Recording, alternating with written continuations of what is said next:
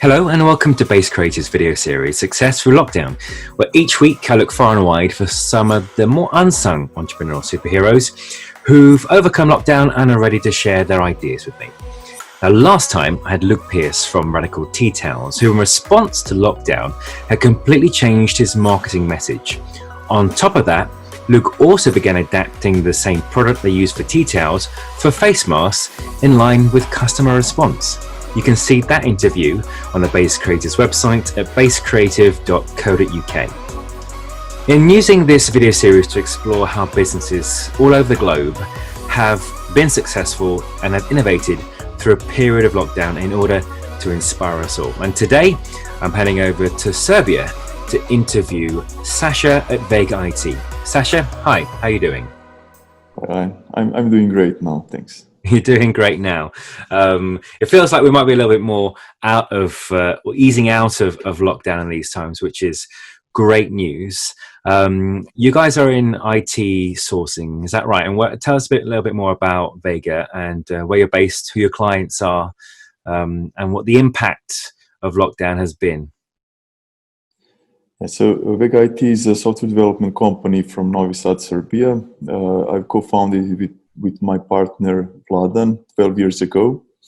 And maybe interesting for this is that since we founded the company, we basically founded the company in 2008 when the global financial crisis was starting. Mm-hmm. So we learned how to behave in tough times and basically to be always prepared. So when all this started, the major concern or thing that concerned us the most was the uncertainty. We were prepared. We had savings. Our main goal was not to have to fire anyone or to decrease salaries of our colleagues.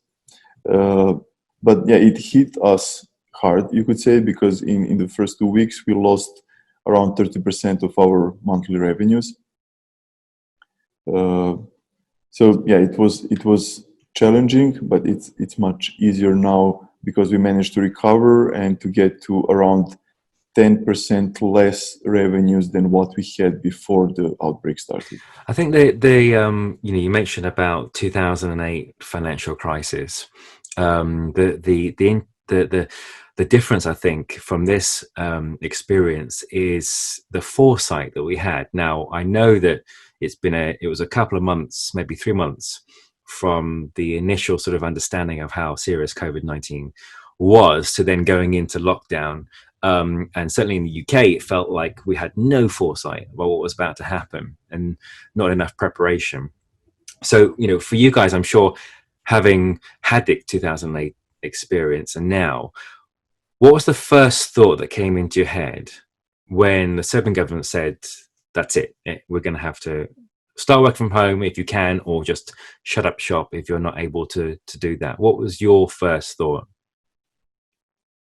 Well, the first one was what I already mentioned.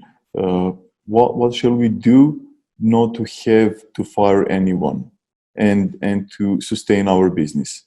And so we were kind of prepared because we had savings to allow us to run the business for months even without any revenues. We also had infrastructure prepared for work from home, even though we don't like the work from home concept and don't support it. But we were prepared, and we were able to switch to working from home during the weekend. And but still, the uncertainty part was a real challenge there because you don't know how long it will last and whether we will return to normal again and when. Right. So your culture was more work together, work physically together in the office, because this is how we're going to build team and culture, which I completely understand. And because you guys are 200 people, right? So 200 people. Yes. And then that's it. Everyone has to work from home because you want to keep things flowing. You're not one of those businesses who has a high street retail presence that needs to just shut and make those redundant or equivalent of furloughing, you can still operate. But changing that 200 people from physically working together to now all working remotely, that sounds like quite a big shock for 200 people, right? Yes, yes, especially because our culture is such that it's all about people and how our colleagues feel at work and how satisfied and happy they are.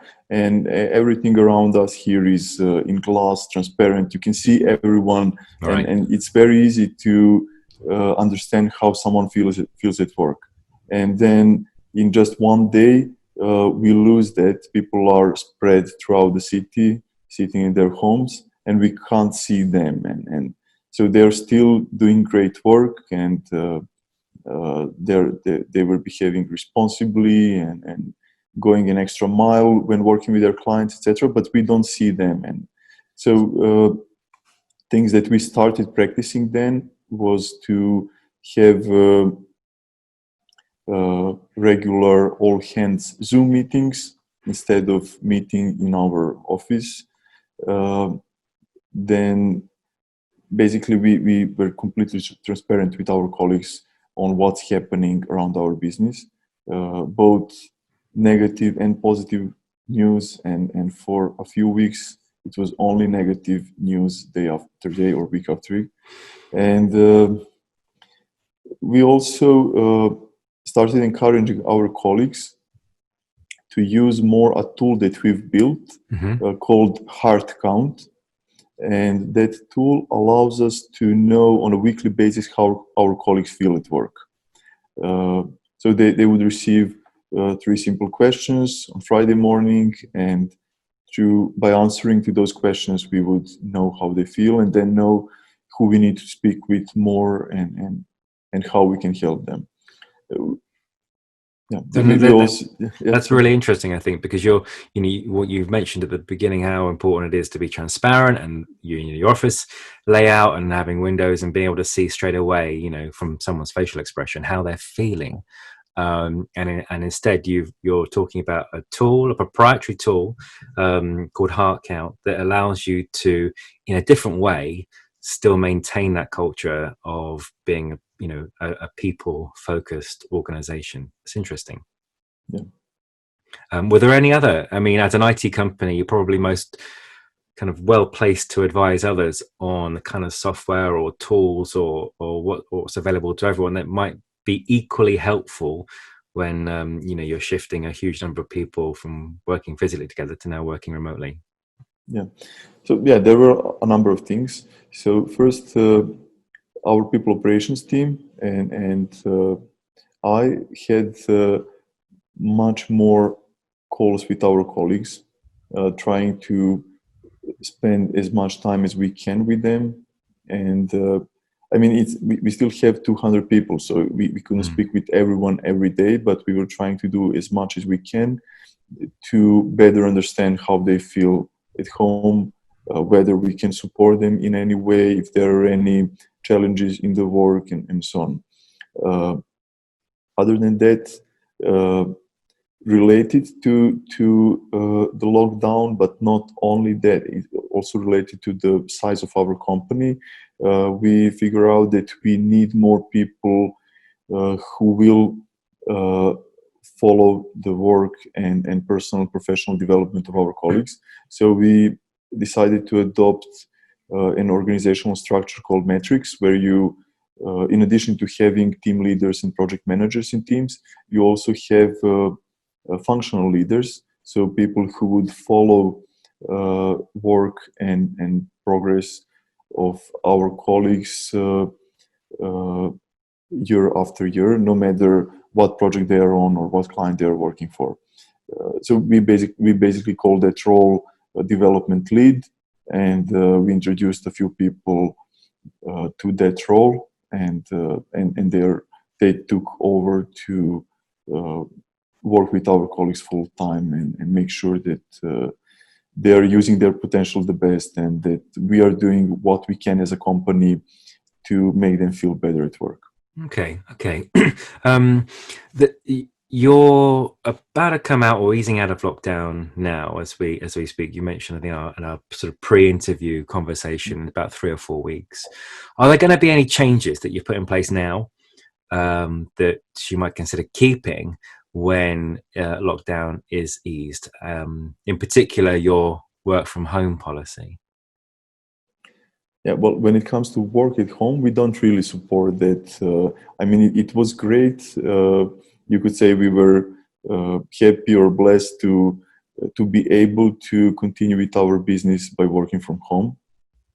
But we don't really see that as a long-term solution, even though on an individual level, many people are more productive when they work from home. Right. But still, over the time, I believe we would have a group of professionals, like a group of freelancers, and not an organization, not a strong culture, not a supporting culture. A very important thing for our culture is supporting your colleagues, knowledge sharing. Uh, Basically, the real value of our most experienced software engineers is not uh, their productivity and the knowledge they keep from themselves, but how they can help their younger colleagues, less experienced people, so that they can perform better and use their full potential faster than slower, etc. Right. And you So yeah. see that Mhm. that is done by, being physically present. Yes. Yeah, it's really interesting. To hear that, and attitudes towards remote working, certainly as an IT company. But yes, moving more towards the family feel rather than remote freelancers. Yeah. One other quick question I've got as well, just before we go. What would you say to your past self? What would you say to your past self from 3 months ago, just before we're about to maybe hit into lockdown, um, to reassure your past self? So what have you learned now that you might go back and say, look, Sasha, just remember this one thing? Yeah. So well, I was actually asked something like that in an interview maybe 8 months ago or something, when IT was booming and everyone had a lot of work. I was talking about the productive paranoia principle of Jim Collins. Mm-hmm. Um and I probably sounded crazy back at that time, but it is still something that I would remind myself uh, of as something very important, because you should not really ask if there will be tough times, and it's pointless to ask when that will happen because no one knows. So what you can do is always be prepared. So have a strong culture.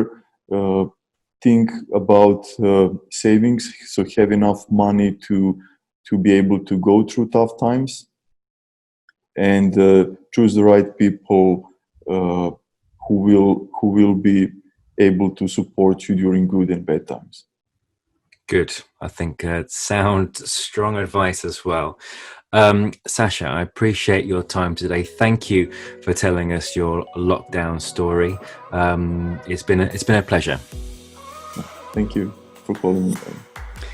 Sasha, your details are going to be on the screen in about 10 seconds time. But for everyone else, if you've got a story to share, then do let me know in the comments, or of course you can get in touch with me personally. Thank you very much for watching.